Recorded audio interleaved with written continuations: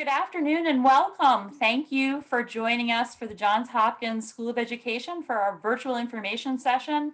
We are excited to have this opportunity to share with you our new program opportunity in partnership with Montgomery County Public Schools. And we're here today to share information focused on the Johns Hopkins School of Education's Graduate Certificate in Gifted Education. My name is Elizabeth Woodward. I serve as the Director of Admissions here at the School of Education. And I'm joined this afternoon by my colleague in admissions, Tyreen Maddox, who works very closely with our applicants. And she'll join us a little bit later in the presentation. We're also joined by our faculty presenter from Gifted Education, Dr. Carrie Gabal, and Sydney Pinkard and Krishana Dean from MCPS Higher Education Partnerships. So you'll hear from each of them a little bit later in the presentation. Before we get started, I would like to just cover a few logistical items for today's presentation. First, today's webinar is being recorded. The admissions office will make the recorded presentation available on our website should you wish to review it again, or maybe even share it with a friend or colleague who may also be interested in our graduate certificate in gifted education. If you have not already done so, please enter your first and last name or email address used to register for today's event so we may note your participation, and thank you. And lastly, please take a moment to make sure your microphone is on mute and your video camera is off during the presentation. We ask that you keep your microphone silenced while our presenters are speaking. And at the end of today's session, we will invite you to ask questions to our presenters and to me using the chat function below. Together, Tyreen and I will read your questions aloud for the group, and our presenters will answer your questions and provide additional information about this program opportunity. To start us off, here's a view of our agenda. We'll start the presentation sharing just a very brief overview of Johns Hopkins University and Johns Hopkins School of Education. I'll then hand the next portion of the presentation to Dr. Carrie Gabal, our faculty presenter, and return later to review some next steps with regard to the application process, admissions deadlines, tuition, financial aid, scholarships. I'll then turn the presentation over to Sydney Pinkard and Krishana Dean, who will share with you more about the process and partnerships through higher education partnerships. And last but not least, we will conclude with the question and answer session. Okay. So Johns Hopkins University as a whole enrolls 24,000 full-time and part-time students across 9 academic divisions on 4 campuses, including Baltimore, DC, Maryland and Montgomery County and Columbia. We've had facilities there as well, and Baltimore, Washington region, as well as internationally in China and Italy. Established in 2007, the Johns Hopkins School of Education is the youngest of the 9 divisions, and we've quickly taken our place as the national leader in education reform through research and teaching. Grounded in the Johns Hopkins tradition of research and evidence-based practice and innovation, the School of Education has consistently ranked among the top graduate schools of education by U.S. News and World Report, and is currently number 12 in the 2020 Times World International rankings. So, okay. Today, the school has 127 full-time faculty, 2,400 enrolled students across 28 degree programs. In addition to our growing number of fully online degree programs, that includes our doctoral program, our EDD, our master's degrees, and our grad certificates that we'll be talking about today. The school currently offers our traditional campus-based courses at our Baltimore City building located on our Homewood campus. The purpose of today's event is not only to provide you kind of the quick logistics of the program, but it's also an opportunity to hear firsthand from our faculty members about the curriculum, the student learning experience, outcomes, as well as current research and trends in the field. This event is a chance for you to engage, to ask questions, hopefully all to help you move closer to deciding if this is the right opportunity for you and your professional development goals. We hope you find this event useful, and we look forward to the potentially receiving and reading your completed application. I do want to mention that we are recruiting for our upcoming spring 2021 semester starting in January 25th. And we'll talk a little bit about application deadlines later in the presentation. I will be back shortly with some more information on that. However, at this time, I would like to turn the presentation over to Dr. Carrie Gobo. Carrie? Hi, everyone. Thank you very much. Looks like this is a different slide. That's right. Hi, everybody. I'm Carrie Gilbalt, and I am an assistant professor of gifted education in the School of Ed, and I'm also the faculty lead for the Gifted Education Master's and Certificate Program. I'm going to tell you a little bit about the two full-time faculty members that we have, and then I'm very pleased to announce some very special world-renowned and nationally recognized experts who are also happy to be working with this particular cohort only as affiliate faculty. My background, I started off as a French teacher in an immersion French program, and I got into gifted education when my own son was born, and I realized that he was kind of not quite following along these milestones at the pace that was typical for his age, and I wasn't quite sure what to do with this child. And so I went on and received my master's, my specialist, and my doctorate degree in gifted education and educational leadership. And I worked as a teacher of the gifted and then as a district supervisor of gifted programs in Harford County, Florida. I've been recognized by the National Association for Gifted Children with several awards throughout my career. I'm actually a current NAGC board member.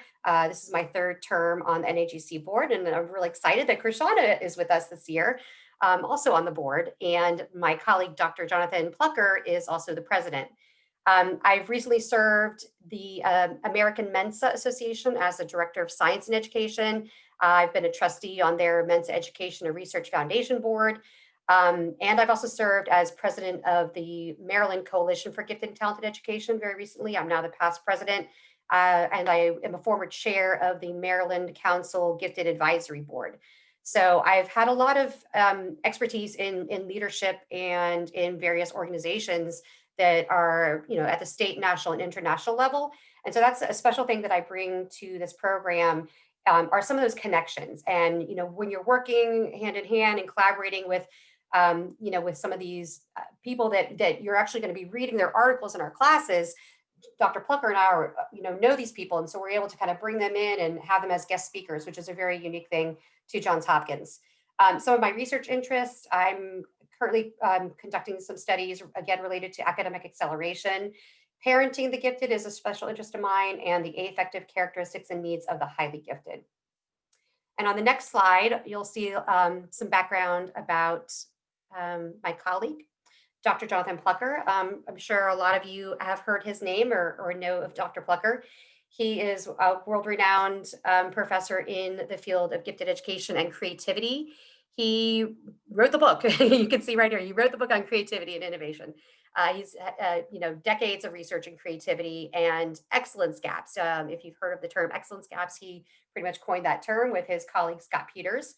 Dr. Peters is another frequent speaker and presenter in our courses. We use this textbook is actually a book that we use in our creativity class. And in this program, you all would be very fortunate to be able to actually take one of your courses, the creativity class, with Dr. Plucker. He would teach that class for you.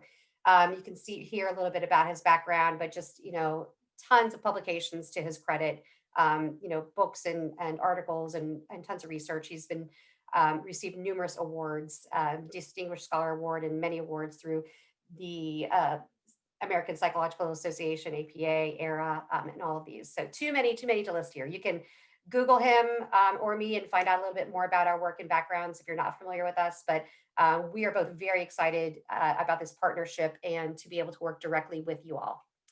And on the next slide, you'll see some names of some of our affiliate faculty. And some of these, there's one missing there. Some of these speakers are national and internationally known in the field. Dr. Stuart Omdahl, he is the past treasurer of the National Association for Gifted Children and a professor emeritus from Northern Colorado. He teaches our Twice Exceptional Learner class, as he has a background in counseling and special education also. And so he would be your instructor for our 2E course. You may know or have heard of Dr. Jean Painter and Penny Zimring. They are Maryland natives. Dr. Jean Painter is the former gifted specialist for the state of Maryland. She also was the gifted administrator for the district in Baltimore County Public Schools years ago. And Penny Zimring is the president of the Maryland Educators for Gifted Students, MEGS, if some of you have just recently attended that online conference. Penny teaches in our program as well. So those are two additional adjunct faculty that you could have in this program. But I'm also pleased to announce another name that's not listed here, and Dr. Joy Lawson Davis, who is phenomenal person. She's also a former board member of the NAGC. She's received numerous awards from SENG for her work with equity issues. She specifically focuses mainly on African American and students of color in advanced learning programs. And so she is really excited to work with us for this cohort. So that's another special thing, that not all of our gifted education students even get to take those classes. This is something that will be for your cohort. One name that's not listed on this slide is also Dr. Kimberly Chandler. For those of you who are familiar with gifted education, you may have heard her name as well. She's also a former NAGC board member. She is an expert in curriculum. If you're familiar with the William and Mary curriculum units, she has authored many of those. She is a former clinical professor at the College of William and Mary, and she's now currently I think she's an assistant superintendent in a school district in a rural area of Virginia. So she brings a wealth of knowledge and expertise in curriculum, and she would be the one who would be teaching our curriculum class for you all. So those are two special things that are just for this Montgomery County Public Schools cohorts. And on the next slide, I'll tell you a little bit about who this program is ideal for. Now, some people think, well, I'm not sure if I want my gifted education endorsement, or maybe I'm not working with gifted students, or we don't call them gifted in my county. But no, this program is really for any educator, any administrator that really cares about equity and excellence gaps, and just strengthening and providing more rigorous curriculum for all students. We have teachers taking these courses in this program that don't even intend to work specifically as a teacher of the gifted. They just want to, they may have one or two students that they've worked with in the past, or that are in their classroom, that they kind of feel like they're not really sure what to do with that one student. And I'm sure you've all had a child in your class who just is far above and beyond the group, and finding ways to really challenge them, where you're not just giving them additional busy work, but you're really doing something to move them forward and keep them engaged. You may also be aware that this is actually an at-risk population. We have many gifted students who aren't even identified, or that might be have a giftedness and a disability that's kind of holding them out from receiving these programs and services. And so this program will help you to recognize who those students are and know how to meet their needs. So we have a list here of some of our common students. They come to us as teachers of the gifted, as general education teacher, or special education teacher. We even have parents occasionally that are parents of gifted children that just want to have deeper information about how to be a better advocate, or how to supplement their child's work at home. School administrators, we love when we have principals, assistant principals, or district personnel that are coming to this program, because really they are decision makers in their school. And so the more power that they have, the more they're equipped with the information and the research, the better position they are at to make wise decisions regarding programming, policies, procedures. So we'd love to have school administrators. Also, some of you may teach AP courses, or I'm not sure, if you have IB, and I know you have magnet schools, formerly called the Schools for the Highly Gifted, counselors, and especially twice exceptional specialists would be perfect for this program. If you are in a category that I did not list here, and you're not quite sure, you can feel free to email me later. I'll add that in the chat, or I think it's on the last slide. But really, like I said, this is the type of program that it's going to equip you and provide you with the skills to be able to make decisions and adjust curriculum for all students in your class, not even just those who are identified as gifted or advanced, but to really learn how to focus on providing rigor and high expectations for everyone. So one of the good things about our program, and we are a little bit ahead of the ball during the COVID pandemic, because all of our courses are already online. And so we are offering this program to you. Our 6 courses will be fully online. We offer synchronous and asynchronous sessions. So what that means is it's not the type of class where you would just kind of, log in and there's no interaction. You're just turning in, assignments. We've designed these to be highly engaging. We have, like I said, we invite a lot of really important people in the field that are doing cutting edge research. They come in and they'll talk to you. And so you'll have the opportunity, maybe, maybe one of the textbook authors for your class or some articles that you're reading, that person will come in and talk to your class at some point, most likely. The other great thing is to work together as a cohort. We have this set up, and you'll see in the next couple slides, sort of the outline and the mapping of the program. But it's really, when I did my doctorate degree, I went through as a cohort. I just think it's such a nice benefit because um, even when you are a teacher of the gifted, you're usually the only one in your school. And so it's really hard to kind of work in your silos. And when you're going through things as a cohort, you have a group that is built in there. You can support each other. Sometimes you may get a little overwhelmed where we're all living through times of a lot of stress. And so it just really helps to know that you are going along with a group of people that are going to become your really close knit colleagues. You're going to develop relationships and have opportunities to collaborate with people that you might, that are there in your own district that you might not have met, otherwise. And you'll be able to really form a group that will extend beyond the graduation of the certificate program. Other good things about the program is that you will be able, if you go through as the cohort, you'll be able to complete it in 4 semesters. And so it gets you to where you want to be quicker than some other programs. Our program, the last thing, it's very important. Many of you may be interested in taking this postgraduate certificate because you do want to add the Maryland State Gifted and Talented Specialist certification to your current teacher license.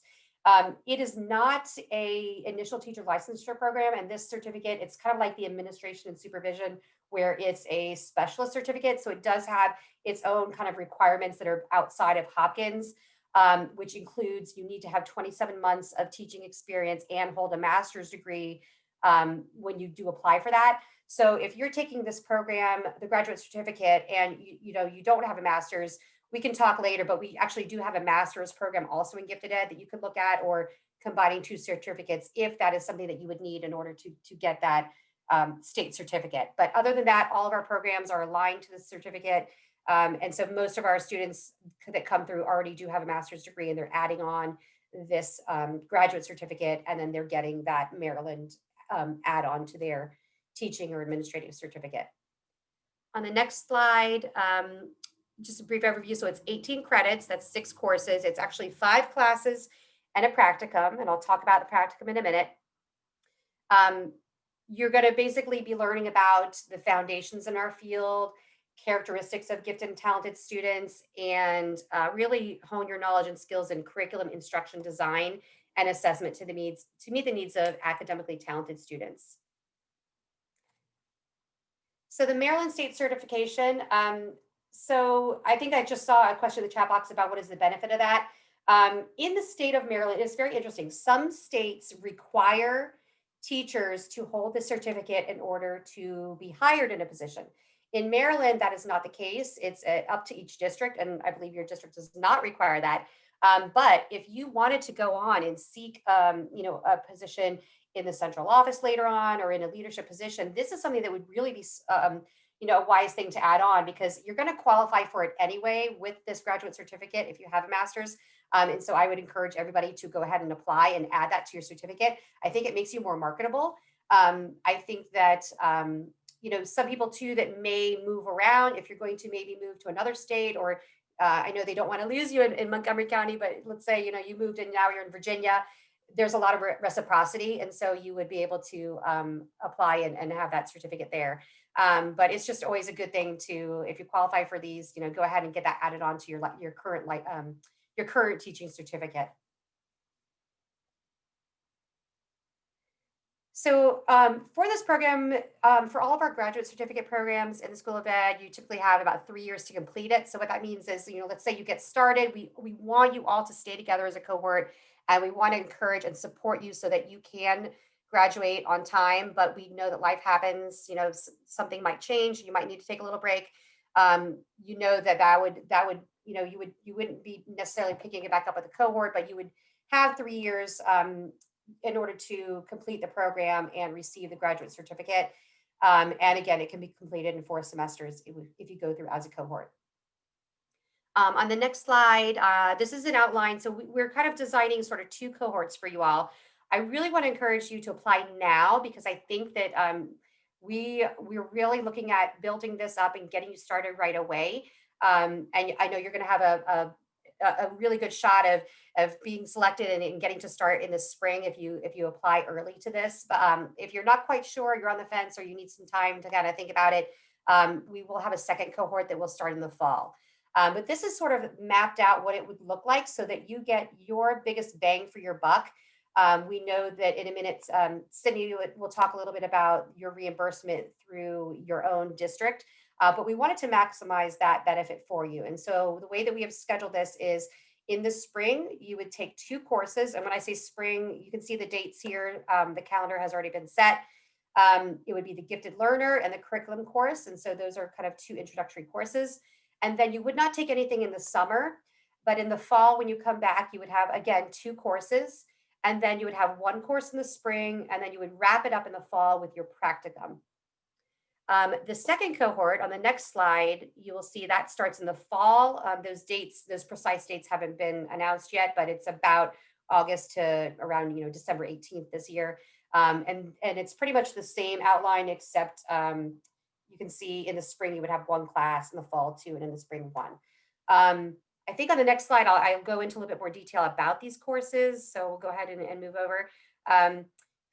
Woven throughout all of the courses, we have these certain themes and strands that are really important in our field and within society, what's going on in the current research and just within the United States. So we really want to make sure that you are leaving here and you are equipped to really be extremely knowledgeable about equity and excellence and how to close those gaps.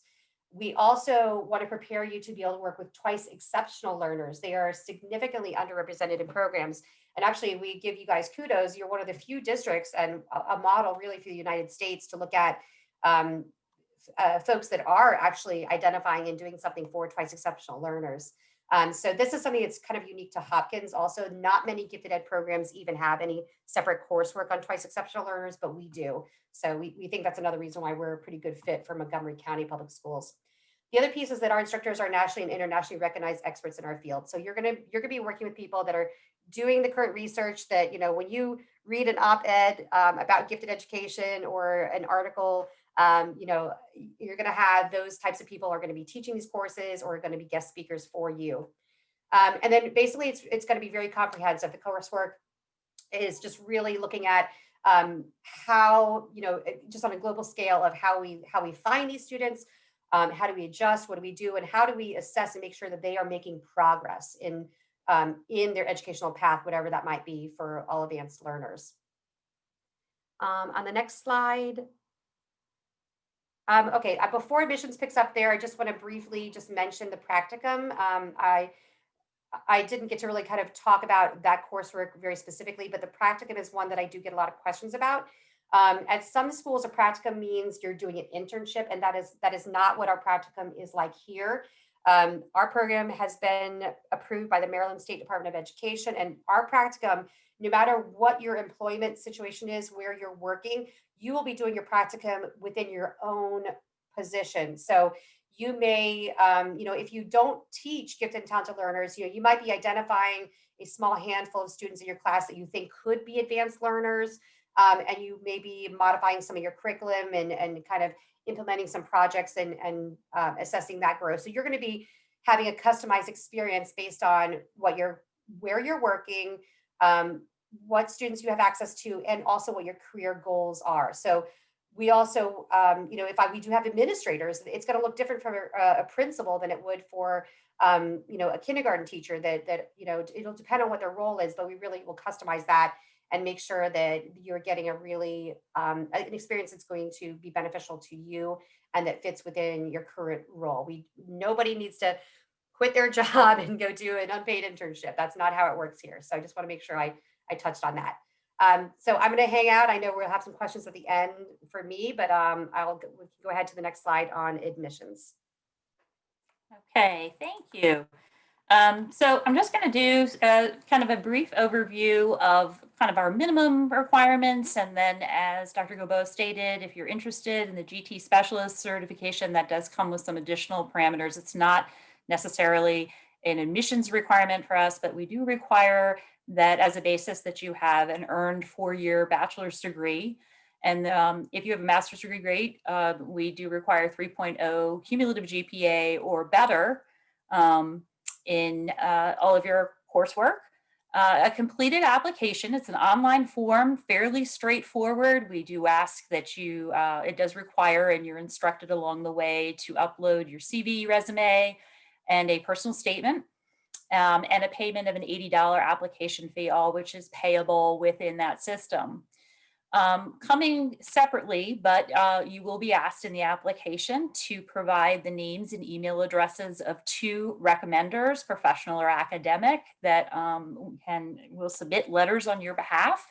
Once you do so in our online application form, they're automatically sent an email inviting them to do that. So we always tell people in the beginning, really think about who you are selecting as your recommenders, have a discussion with them to see if they're willing to serve. But it's all done through our system. So they upload and send it back. We do require all official transcripts from every post-secondary institution that you've attended. So even if you've picked up some transfer courses as an undergrad or taken summer courses at a school that's not your primary degree, we need all official transcripts sent to us. The good news is that many places are doing that electronically, and following today, we have some more detailed instructions, and those are also included on our website on how you can order your transcripts. As I mentioned earlier, the essay and personal statement or in resume and CV are added and uploaded directly into our application form.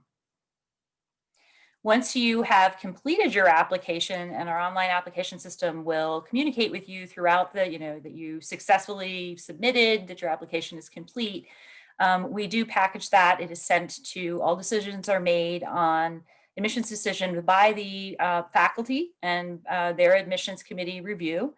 And typically it differs by department, but on average, that's a pretty fast turnaround for a review. In some cases, an interview may be required. A structured interview is not required right now, but you could be arranged by the faculty reviewing your application.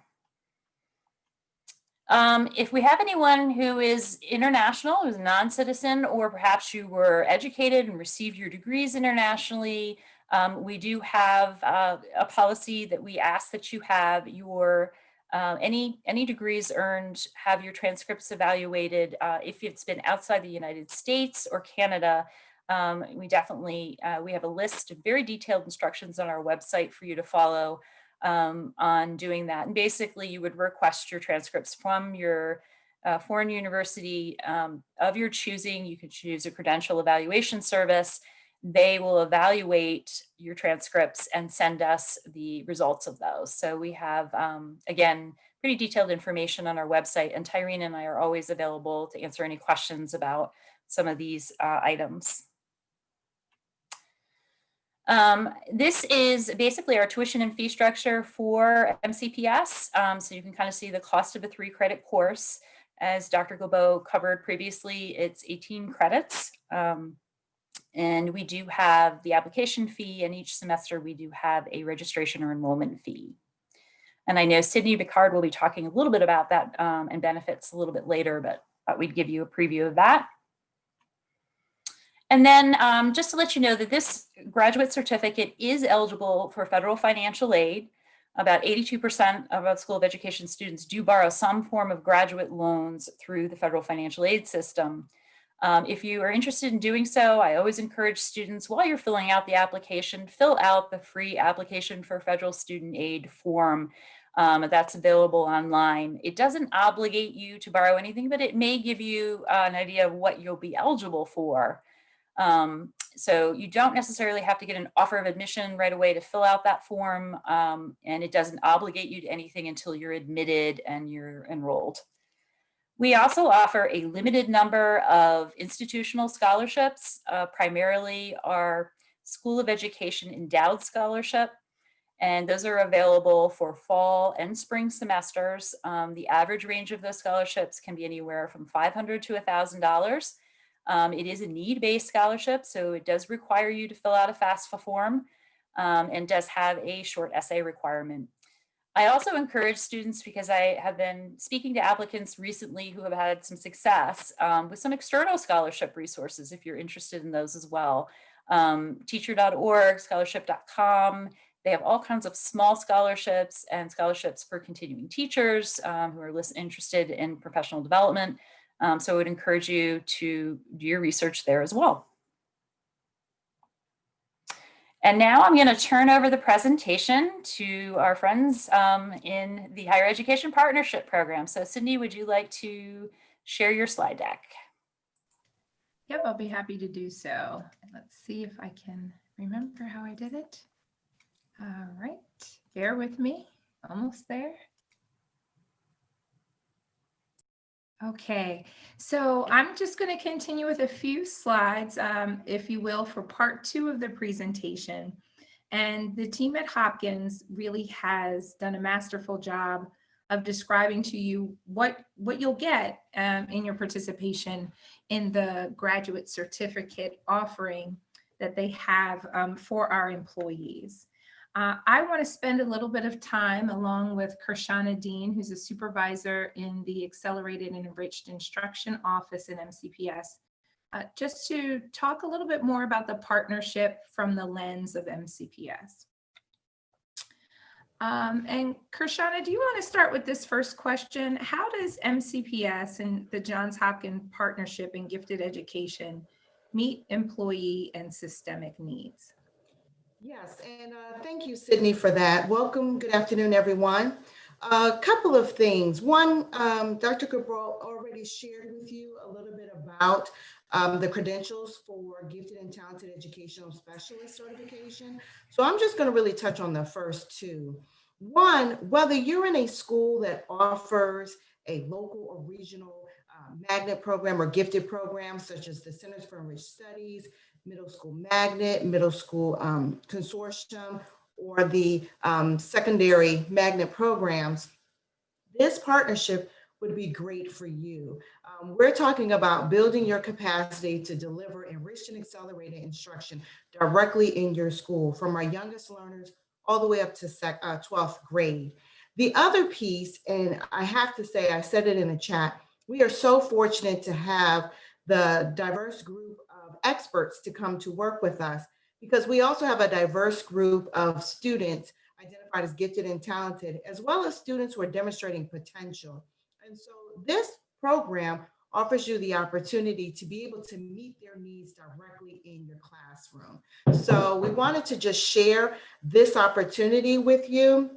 The last piece speaks to the regulation for gifted and talented education as defined by the state of Maryland. And so for anyone that is interested in obtaining that certification, this program will provide you with that, will satisfy those requirements. But it's more than just that. It really is building your toolkit and your capacity to meet all of your students' needs. So there's a lot to benefit from this partnership. And if I'm accepted, I hope that you will join me. Thank you. All right, thanks. And I do want to extend my thanks to Kirshana because, and to Carrie and the Hopkins team, because this, the planning for this partnership is well over a year in the making. And it started with a very, sort of casual conversation between Kirshana and I, and learning more about partnerships and the need in MCPS. And then we're really thrilled that we're at this point where we can offer the partnership to our employees. So often I get asked questions by people within the district, why a cohort? What are the benefits? So a couple of things that we'll be able to offer to you through this opportunity. The courses are taught online, given our current state Everything is online, but our employees, the feedback we received, especially from teachers, teacher level positions and administrators, is that they like the flexibility and the structure that online provides. So we're able to provide that with this partnership. You get to learn alongside your colleagues in that virtual online classroom. And when Kershawn and I looked at the roster today, for those of you who registered for the information session, it's a diverse group. I think we have every level represented, many content areas, many clusters within the district. So you're really going to be able to engage with your colleagues in ways that you might not be able to do at the current time. Hopkins is a world-renowned university, private university, and they have really gone out of their way to provide us with a tuition discount. Certainly, I think all of us on this call wish we could make something free to you, but that, we all have bills to pay, including Johns Hopkins as an institution. But they really worked with us to bring down the tuition to something that we hope will be accessible to many of you. And then I'll speak a little bit about direct billing, which we offer in MCPS, which it's our hope that it will help make this opportunity possible. Your graduate credits that you're taking through this cohort can be applied to specific master degree programs if you have not yet earned your master's degree. The partnership we're offering is for the certificate pathway. That's for the 18 credit certificate pathway. But just know that those courses you are taking are graduate level courses. And you could work with the team at Hopkins to determine which master degree pathways are available to you after the completion of the certificate. And then finally, within the district, these courses are eligible for those actions that you need to take towards towards certification renewal, as well as salary advancement if you're working towards your master's plus 30 or plus 60. I want to talk a little bit more about the tuition benefit you're eligible for as an employee. Because you are employed in a permanent position, you are able to receive tuition reimbursement in MCPS.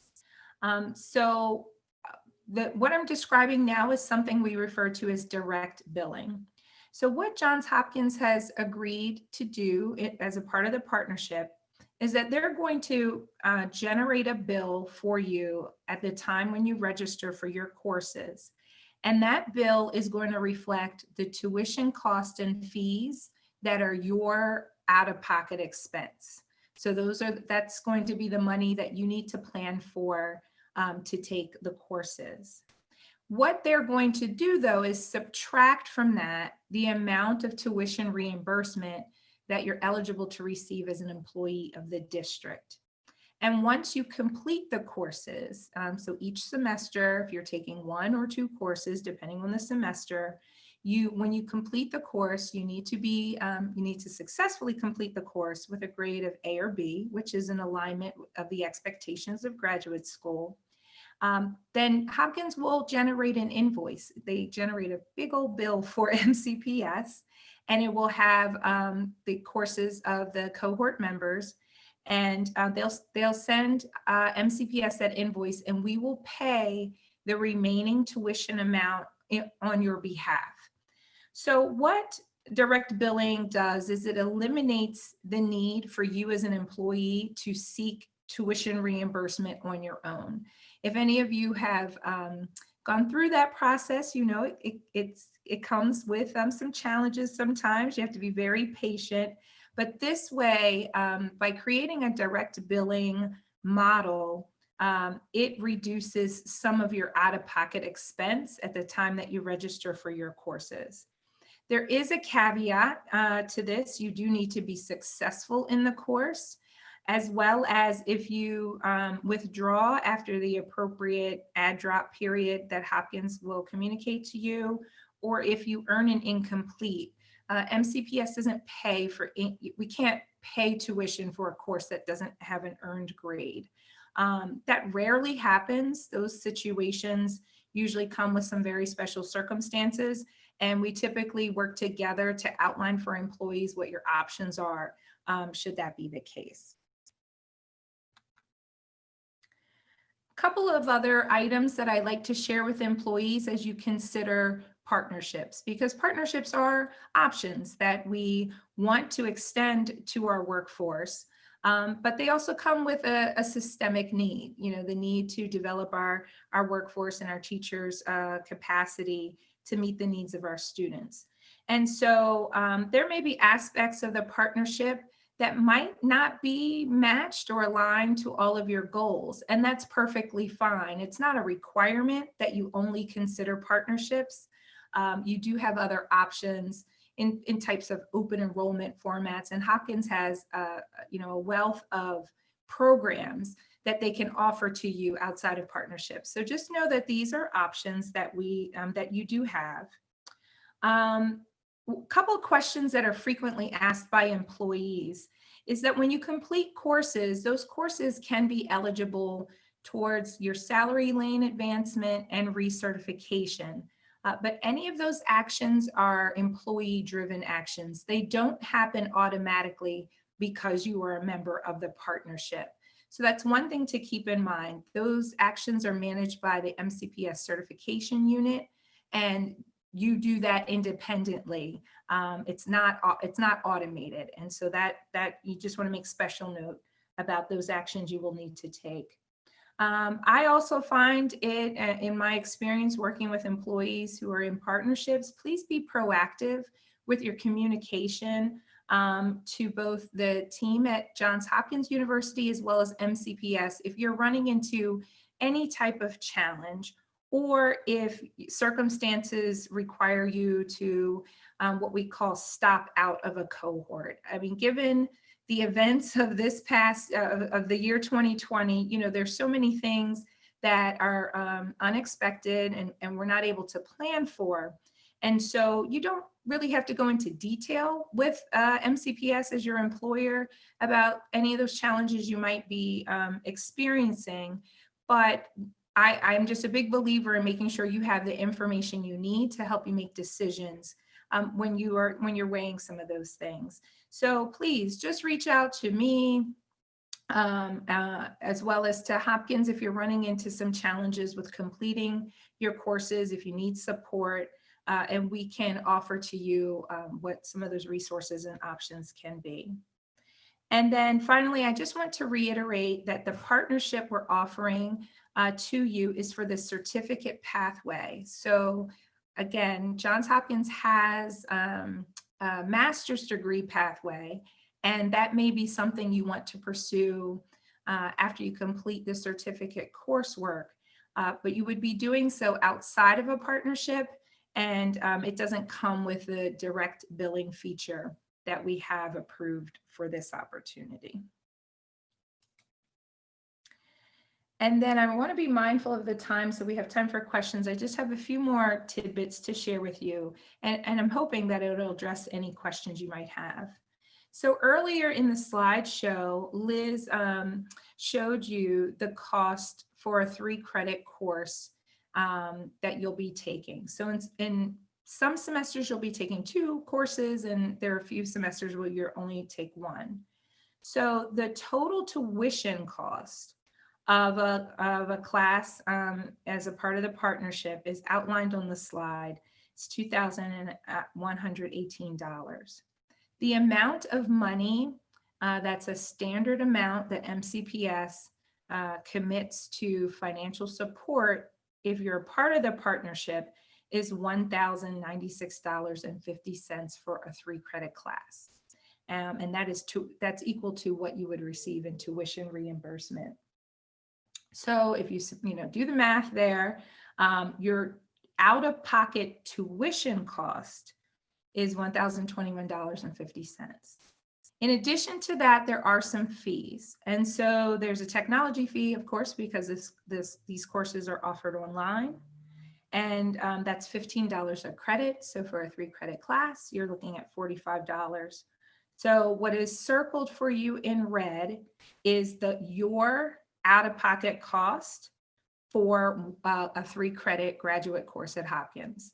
And that number is a significant amount of money. You're looking at a little over $1,000. But if you look at what you're getting for that $1,000, it's quite a I don't want to say a deal, but it's a value added for sure that you are able to take a graduate course from an institution like Johns Hopkins University, from the faculty that they have committed to our partnership. There's a lot of value added in the cost of that course. You should also plan on a $175 registration fee per semester. So each semester, that will be an additional charge that you need to expect. And then there's a one-time $80 application fee that was mentioned earlier. So the next 2 slides just give you a little bit of a forecasting of what you need to plan for financially. The first semester is going to be your most expensive semester, because you're taking 2 courses, you have the semester registration fee, and then that is inclusive of the $80 application fee. Any semester where you're taking 2 courses, you see the cost on that slide. And then finally, I offer to you for your review, there are some semesters where you're taking 1 course, and the cost to you is going to be a little over $1,200 that you would need to plan for. And so before we get to the Q&A, I just want to make sure that you also have access to our contact information in MCPS. Kirshana is really going to be that person who can be a resource to you about gifted education in MCPS. That's the work that she executes and is the expert on within our district. What does it look like in the curriculum, in our schools? What's expected of you as a teacher, the opportunities for you to share this knowledge with your PLC, your colleagues, parents, and students. I wear a different hat in MCPS. I work out of HR. And so I oversee all partnerships, all continuing education partnerships. So if you have questions about your eligibility, if you need more information about how to get connected to the certification unit, I can serve, that kind of function for you. Anything that has to do with the actual courses and the programming, then the team at Johns Hopkins is going to be your point of contact. So there are lots of us who work together. That's what makes a good partnership. And if at any point you're not sure who to contact one of us and we'll make sure we get you to the person who can best address the questions that you may have. And then I'm going to stop presenting. I know the last little piece that I'll share is that we want to communicate to you that the registration, or I should really say the application deadline, I'll get clarification from Liz, is December 1st. So we're almost into November. That gives you the better part of a month to plan for the spring offering if you're interested. And I know Carrie said, if you're interested, jump on it, get into this opportunity. You're going to need some time. And of course, we have the Thanksgiving break, which, sometimes offices will be closed for a period of time. But we will work with you if you're committing to beginning in January. And we look forward to your active participation. So at this point, Liz, I'm going to stop sharing and turn it over to sort of the whole meeting, and we can address any questions that are up here in the chat. This is Carrie, Carrie Gilbald. I'm just going to jump in real quick while you guys are transitioning, because there are 2 last questions about the deadlines. So our normal spring deadline that you would see if you just happen to go to our Hopkins website would say November 1st. But since we are just holding this open house for you all today and kind of kicking it off, we've extended your deadline. The priority deadline is December 1st, but we do have a little bit of flexibility in there. So I would really say that December 14th is the hard stop deadline. because that gives us as faculty enough time to review everything and get the decisions ready for you before everybody leaves for winter break. And I always like to make sure the decisions are in at least 2 weeks before classes start, because there is um, a little bit of lag. I know when students are first accepted to the university, there's a couple things you need to do to set up your email, to set up your Blackboard. And people get very frustrated if they aren't able to see their courses on the first day of class. So we want to make sure that it's a very smooth process for all of you. And I do, like, again, want to just reiterate and really encourage, if you are really interested, go ahead and get this done right away, because sometimes it takes a little bit of time for your rec letters to come in, or maybe a transcript. But if you at least get the process started, we will see you in the system, and we'll be able to work with you until you get all those pieces together. But we can kind of start to review on our end ahead of time. And somebody was asking about, how that works. So Dr. Plucker and I review these as they come in. So, depending on the volume, I'd love to have 80 of you applying. So we were pretty good about looking at these, and we currently are looking at about a 1 week turnaround for decisions. So we're not going to wait and hold all these till the end. We're going to start reviewing as they come in, and as all the paperwork is in the system and ready to go. Textbooks, that's another good question.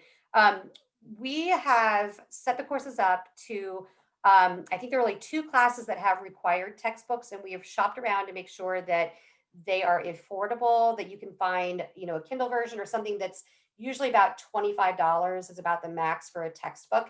We are moving with online classes away from full textbook use and more toward more recent literature and research, and multimedia presentations, webinars, podcasts. So we try to avoid having textbooks. I will always list recommended textbooks, because if you are the type of person that wants to read or have something on your desk that you can refer to later, we've already curated that list for you, and so we can provide that list. But in general, I think there's mainly 2 courses where you will have an actual textbook to purchase, and they can also be used for more than one course. I did see a question in the chat that gave a dollar amount that I wanted to clarify. I think someone said, so that maybe I'm mistaken, but I thought I saw something that said $13,000. And no, this isn't going to cost you $13,000 out of pocket. It is about, with tuition and fees, it's about $1,200, a little more than $1,200 for a 3-credit course. And then there are 6 courses. So I'm just rounding a bit just for some whole numbers. So it's about $7,500 for 18-credit graduate certificate. So that is a ballpark figure for what you should expect over the 4 semesters. Thanks, Sydney. There's some great questions coming in the chat, and I just wanted to give an opportunity. Tyreen, I don't know if you would like to kick us off. We have some chat items with our first question. If you'd like me to do that, let me know. Sure, absolutely. So there was definitely a lot of activity, and from what I could gather, most of the questions were already answered. So we'll start with the one underneath. Is there a cost for textbooks? So how many, I'm assuming, spaces are available? We'd like to build a cohort of 30 participants for this partnership. That will make it cost effective for Hopkins to apply that 20% discount to tuition. And in addition to the individuals who were able to join us on the call this evening, there are some of your colleagues who were not able to attend this evening. So there's high interest. And certainly it comes down to those of you who move forward with those application actions. But yes, the cohort size would be, the ideal size is 30. Okay, and can you speak to the time commitment weekly? I'll take that one. So generally when you're looking at graduate courses, it's a pretty consistent amount of time as we design classes, where for every 3-credit class, that you would imagine, if it was face-to-face, you would be spending 3 hours in class and then usually double that outside for homework and reading. So typically for every 3 credit hour course, you'd be spending about 9 hours a week. What we do, and this is another great thing about the cohort, is, I will work with, especially with Krishana, Ms. Dean, looking at your school calendar to make sure that we don't have any major assignments when, parent-teacher conference week is happening or you're going on a break.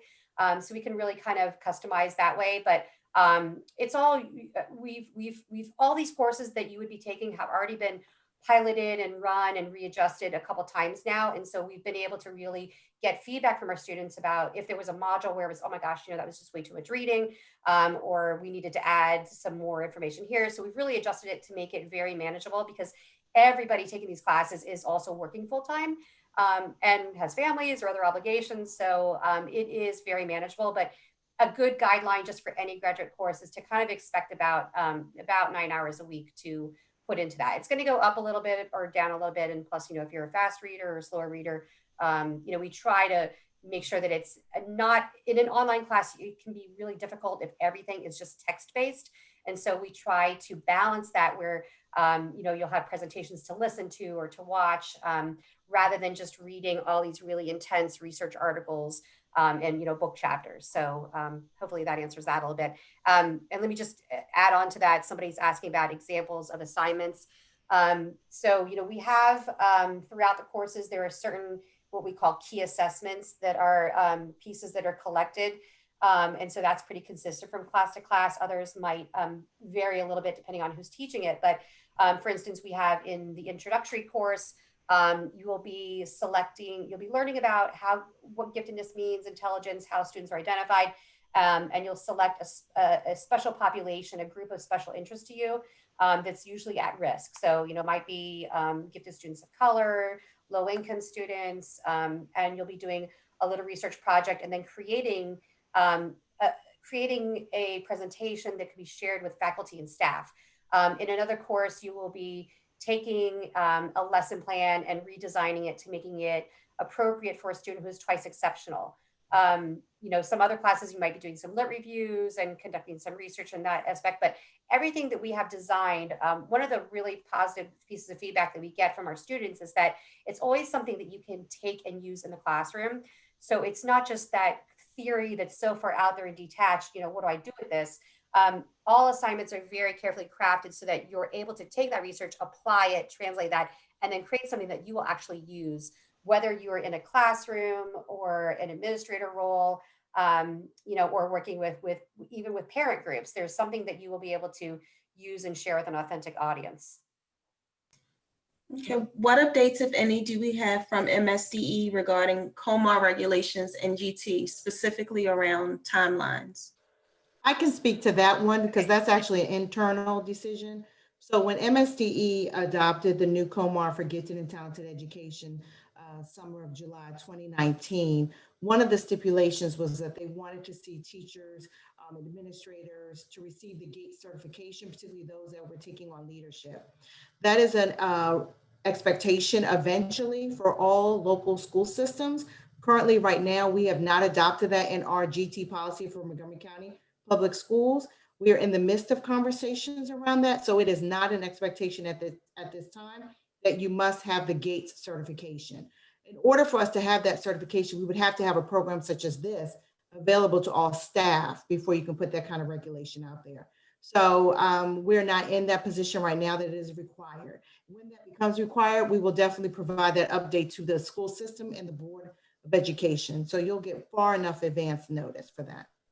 Thanks. Okay, someone asked if it was possible to go back to gallery view so they could see the speakers' faces. Liz, if you're able to do that. Mm-hmm. Can you remind me where the online link to the application is located? Was one of the questions. So on the School of Education's website, under graduate programs, graduate certificates,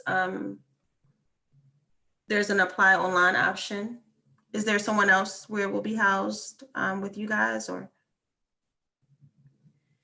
We can certainly send out the link to all participants today, but if you go out to education, jhu.edu, you'll see a big button that says apply now, and that will be our application portal. Will there be a weekly discussion board assignments? Most of the courses are set up so that you have 2-week modules or sessions. So we kind of expect that at the beginning of the week, you're kind of checking in, reading the orientation, finding out what's due for the week, give you some time to read, process, gather information. And then there may be a discussion post, and then you'll kind of come back the next week and reply to peers. That can get really static and boring. And so we want to make sure that it is dynamic and that is engaging. And so we've been incorporating some different technology for some of our discussion type assignments. Sometimes we're using VoiceThread or Flipgrid. We're trying to incorporate some technology that also is a good way to model what you should be doing with your gifted advanced learners in the classroom. So yes, we do have discussion assignments in most of the courses, but it's really not, I've taken online courses in the past where it was kind of, you go there, you post your stuff, you come back, and you got to count and reply to 2 people. No, we want this to really be proactive. We want people to be engaged. We want to really build that sense of community.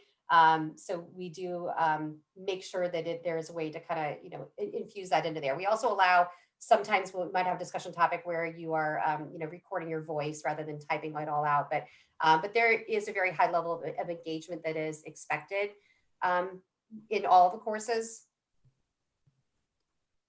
Okay, next question. How do we differentiate for this cohort in that application? So if you're referring to the online application, you would just select the graduate certificate for gifted. The only other option under gifted would be the master's program. So you just want to make sure you're selecting the graduate certificate.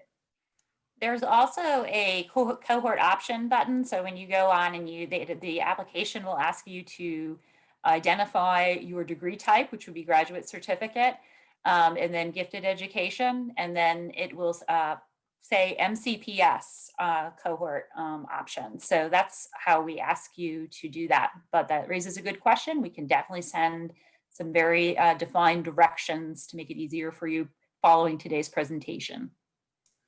When it becomes required, will there be an option that is fully reimbursed by MCPS? That's a good question, but it's not one that we would be able to answer at this time. We wouldn't be able to confirm because we just don't have a confirmed plan for it being required in MCPS. So yeah, I regret that I can't give you an exact answer, but what we can do is share with you what we're offering for this initial cohort. And again, just filtering through the questions, there was a question asked early on about whether or not we would need your transcripts from your undergraduate institutions.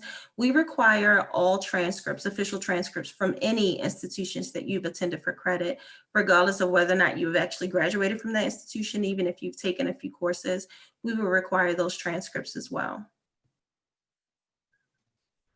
And it looks like we're coming we're actually a few minutes over from our time, and I know folks have to eat dinner and walk the dog and those evening tasks. One last piece I wanted to offer before we close out today is just to remind our employees that if you choose to participate in this partnership, that your tuition benefit that you're eligible to receive as an employee of the district is used in this partnership. So you would not also be eligible for other reimbursement while you're participating in the cohort.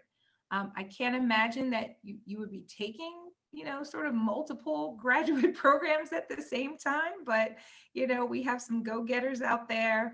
But if you commit to the partnership, then you aren't also eligible for other reimbursement until you complete the partnership certificate. Great. So if that wraps up everything for today, thank you so much for joining us for our graduate certificate in gifted education virtual information session. You'll see our contact here, and we have your email addresses. Thank you for everyone who put that in the chat, and we will be following up with you. So looking forward to your questions. Tyreen and I are certainly here to help you through the application process, and look forward to getting to know you a little bit better. So thank you, everyone. Have a great evening. Take care. Thanks again. Thank you. Thank you, everyone.